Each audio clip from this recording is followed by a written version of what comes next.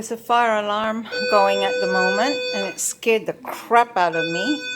I was having breakfast and it's been going on for about 10 minutes now. I don't know what I'm supposed to do. There's a speaker up here.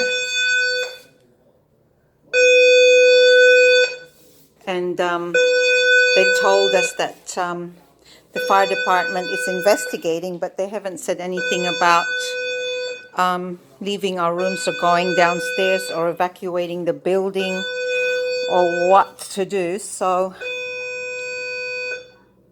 I don't know what to do. I'm not scared. I mean, I don't smell any smoke, so I'm just gonna put earplugs on and just wait, I guess. I don't know what else to do. It's a beautiful sunny morning. Oh my gosh. I haven't seen any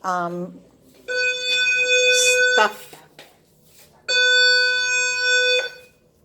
I've read that and it doesn't say anything about what to do if the fire alarm goes. And there's not any other. Oh, it stopped. Oh, cool.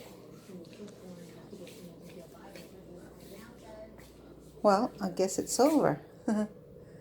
Phew. Okay, well that was exciting, wasn't it? I'm gonna go and finish my breakfast. Okay, see you later.